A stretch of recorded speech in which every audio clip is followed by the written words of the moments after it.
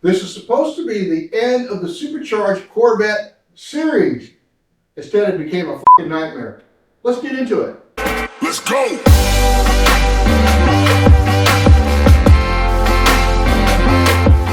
We're going to be installing an MSD Boost Timing Master into the Supercharged Corvette from scratch. You got to figure out the area where to put it.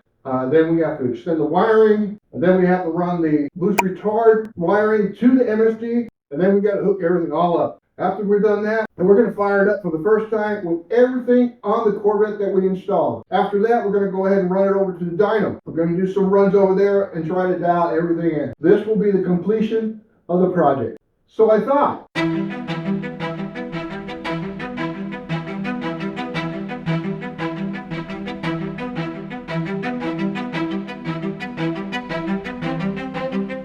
Just a recap of the previous episode, we picked up some glow shift gauges. Here in front of me, I have a boost and pressure gauge. That's on one gauge. Unfortunately, I didn't have room on the A-pillar for 3 separate gauges. Next, we removed the driver's seat to make my life easier for the installation of the gauges and wiring. Then we installed the fuel pressure sensor adapter to the fuel rail, followed by the fuel pressure sensor and the appropriate sealant that's designed specifically for fuel.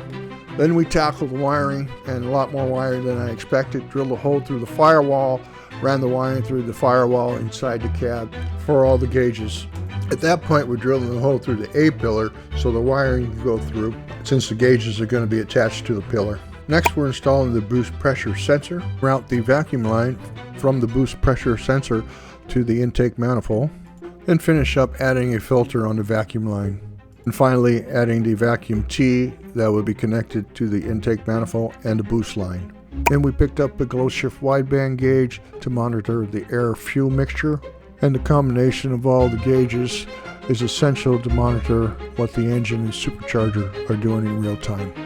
Next, we're installing the wideband sensor to the clamp-on bun. Unfortunately, that didn't work for me because we ended up blowing the gasket, which caused an exhaust leak and threw the wideband gauge readings off. Didn't want to take the chance of another gasket being blown, so decided to drop the Y pipe and pull the clamp-on bun off. At that point, we enlarged the hole a little wider to accommodate the bun that's going to be welded onto the exhaust permanently.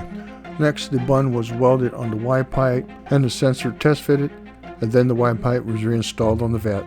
After that, we installed the wideband module in an area where it will be out of the way and accessible. Then it was time to run the wiring through the A-pillar, followed by attaching the A-pillar to the window frame. Next, it was time to attach the gauge pod to the A-pillar, which was affixed with double-sided tape. At that point, it was just a matter of finding a suitable position for the gauge pod. And finally, it was time to reinstall the trim, followed by reinstalling the driver's seat and getting real close to calling this puppy a wrap. Next, we were ready to install the gauges to the pod. Now the only thing that's left is to turn the key and make sure that the gauges are functioning properly, which in this case was a success. And finally, the return of the original transmission that it completely tore apart due to cracking the housing. The housing was taken down to a welder who corrected the issue. Once the housing was returned, the transmission was put back together. Transmission at some point will be going back into the Corvette.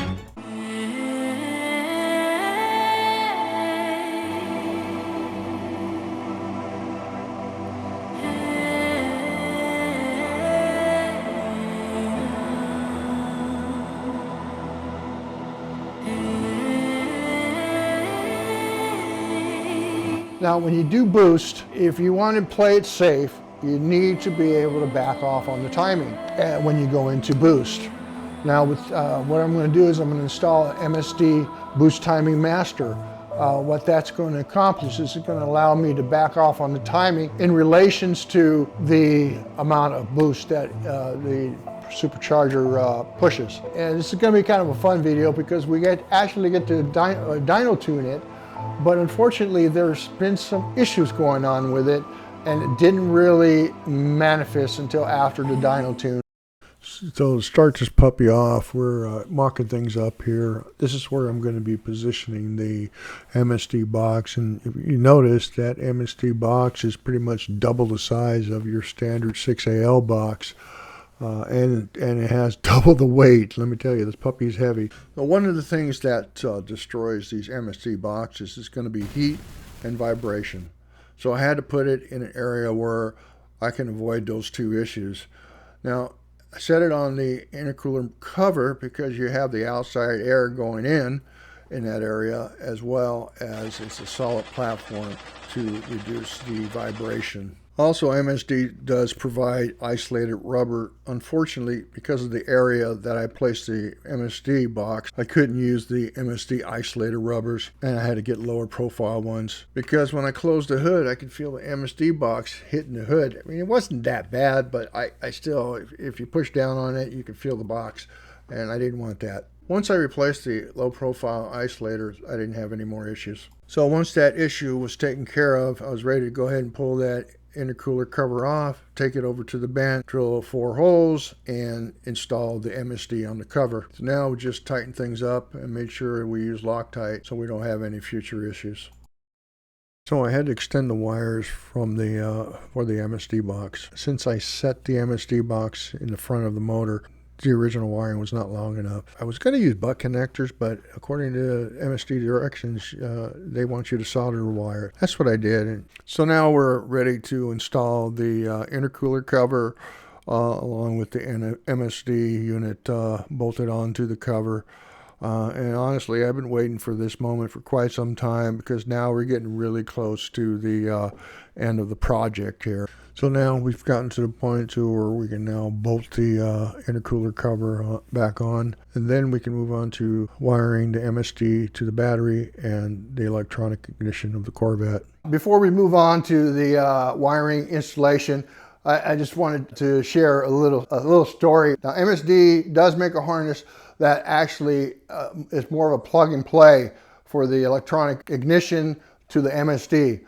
Makes life a lot easier. Anyway, let's go ahead and roll that. There's a harness provided by MSD. It's a harness 8875 that actually makes the job more simpler as far as wiring the MSD to the distributor and module. Well, it discontinued, and I looked everywhere and I couldn't find it. There was a guy in Australia that had one, and some bitch, he wanted about $150 for that damn MSD wiring harness. I decided, what the hell, let me shoot him a $90 offer on it, because you know what, I mean, honestly, these wiring harnesses weren't that expensive, but since it's discontinued, he knows what he's got. I figured $90 would be reasonable. No, not at all. He never even responded. So, you know what? Go ahead and keep your fucking harness. I don't want the motherfucker anymore. I can make my own fucking harness right here. So this is what I ended up doing. I bought this kit here.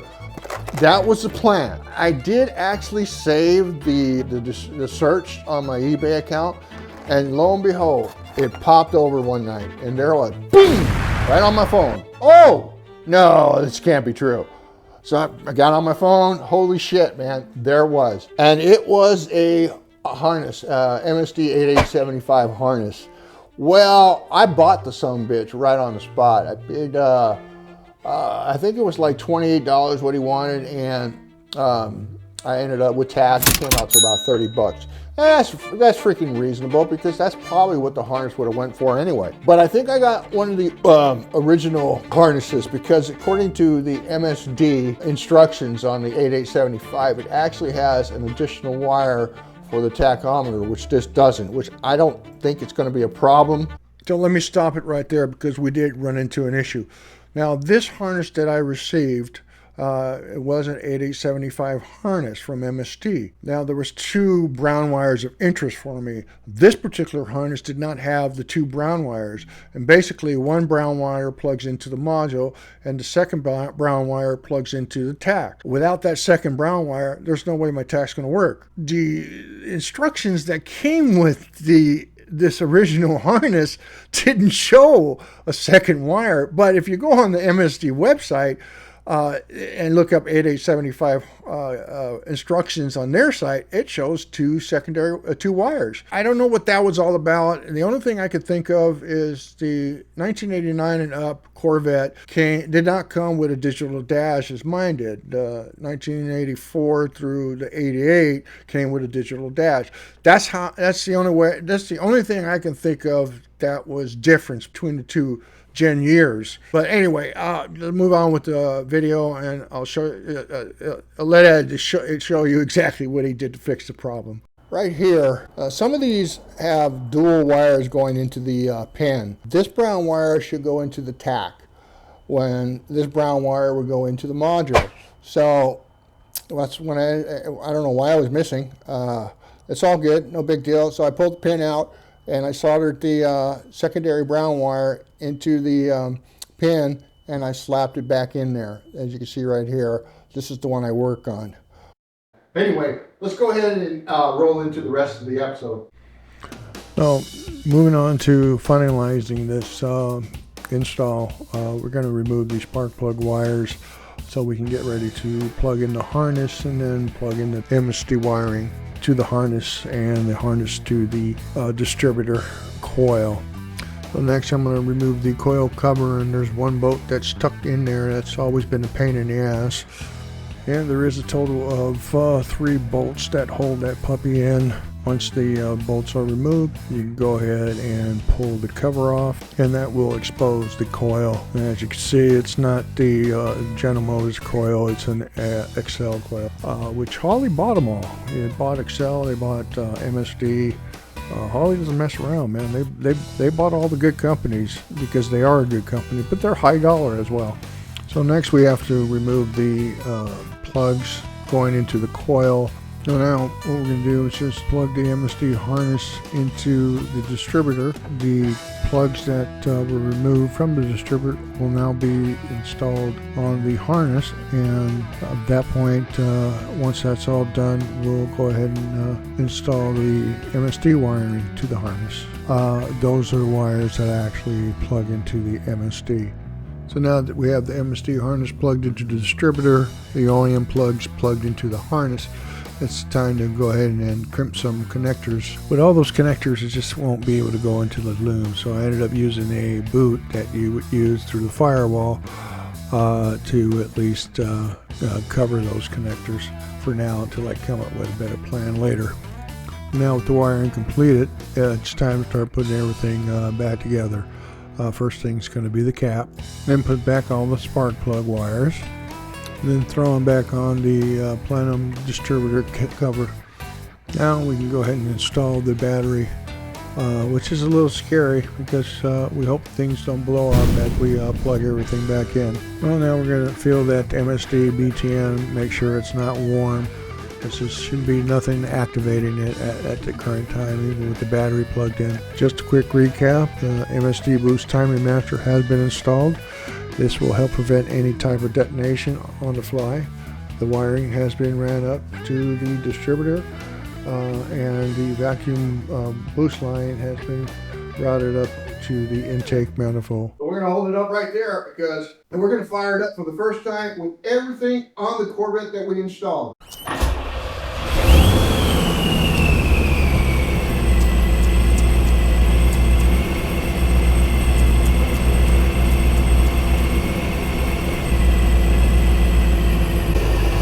That sounds good. Ooh, it smells good too. I like it.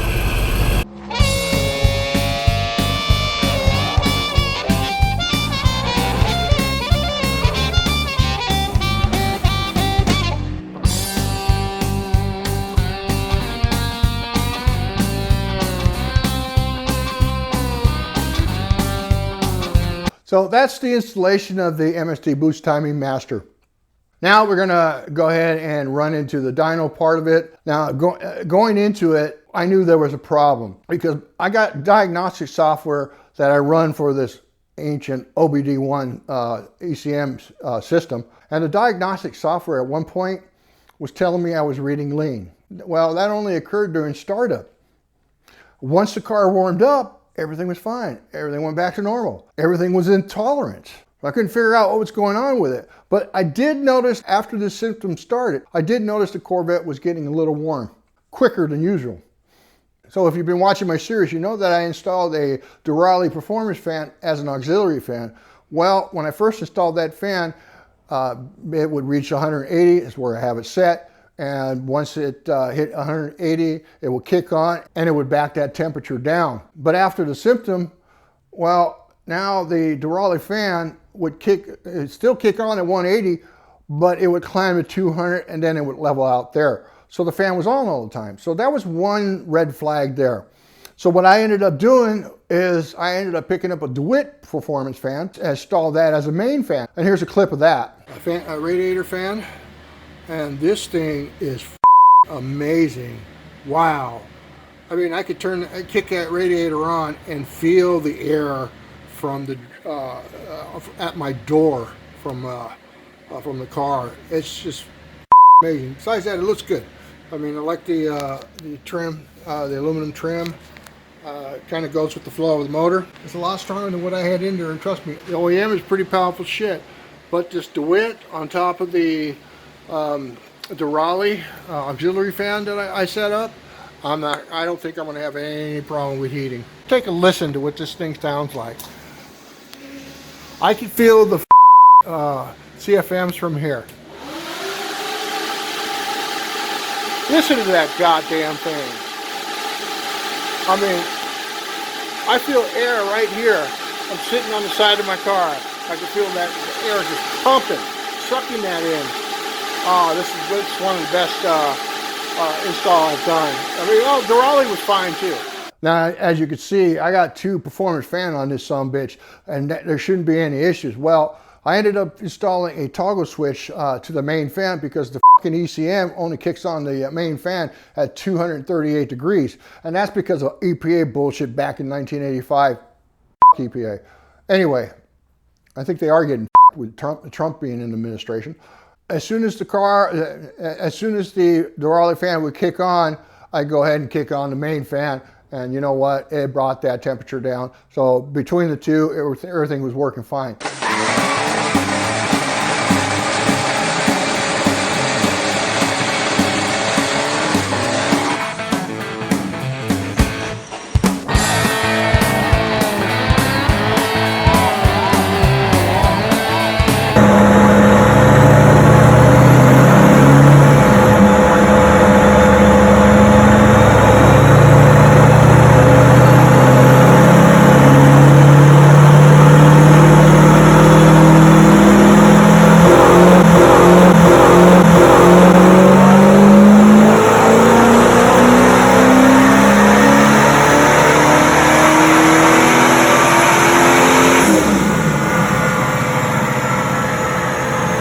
Now, you would think that everything went fine, but there was still a problem.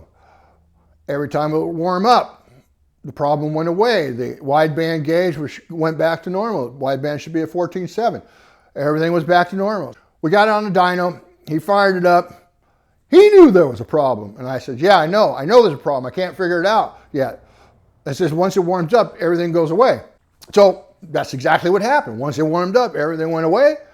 And the dyno technician says, okay, we can proceed. So we did our runs. Everything went fine. It was kind of a success because I wasn't really.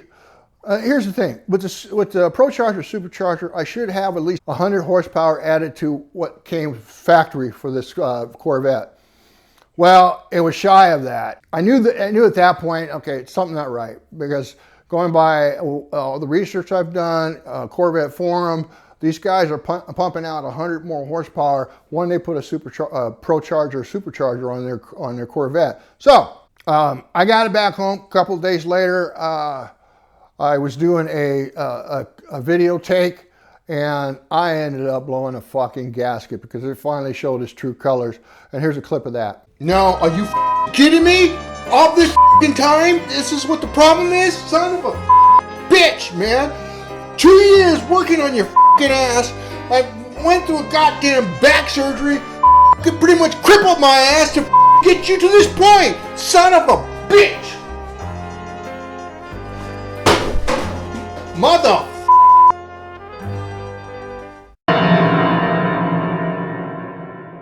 Well, now as you can see, I was pretty pissed off, and and it really takes a lot to get me that pissed off. But the problem that I discovered is going to require a hell of a lot more work. Before we wrap it up, I'm going to do a little classroom tech stuff on the MSD Boost Timing Master, how it actually works, how it backs off on the timing, and why you need that to happen when you do a boosted motor.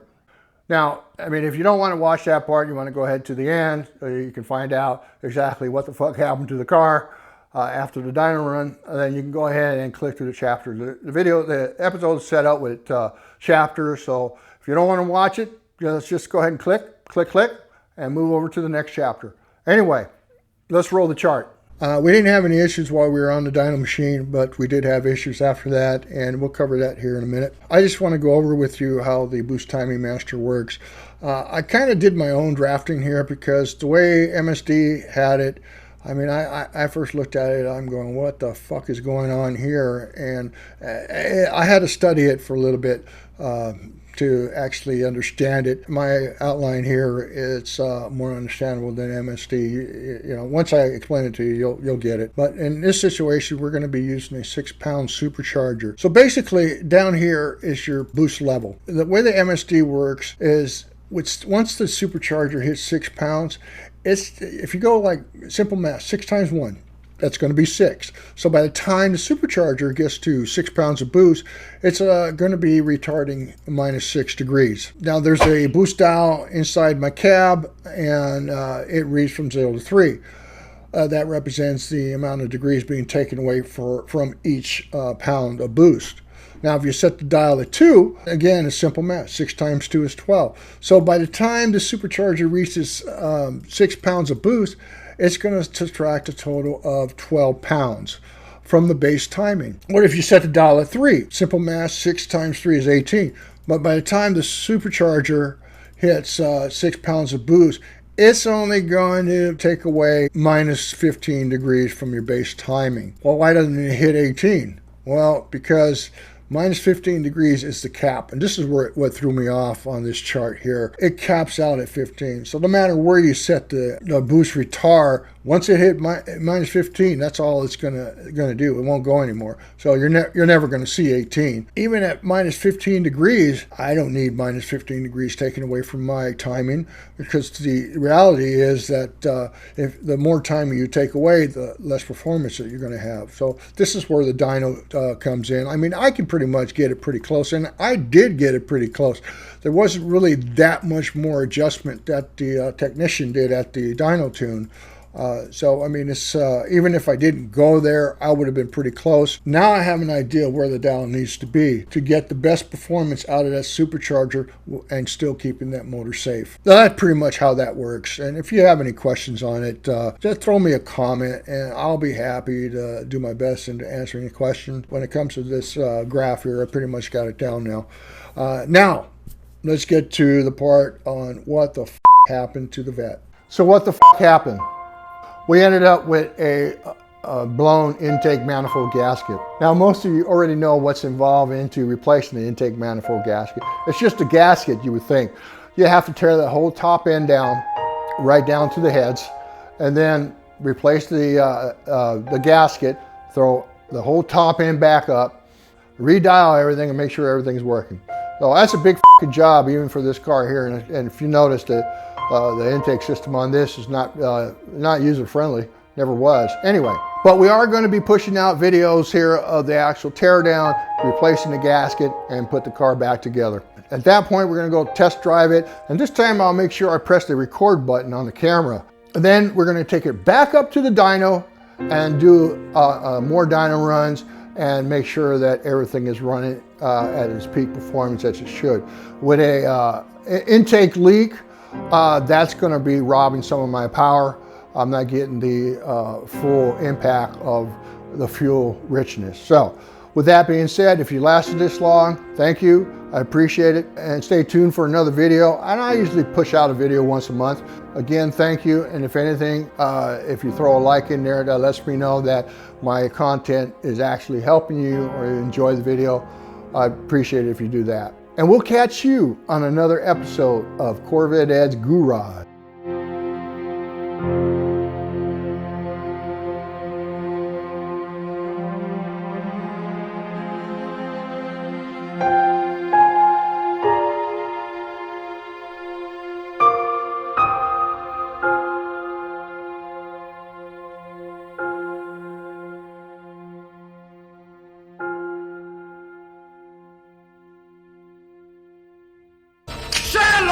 my little friend.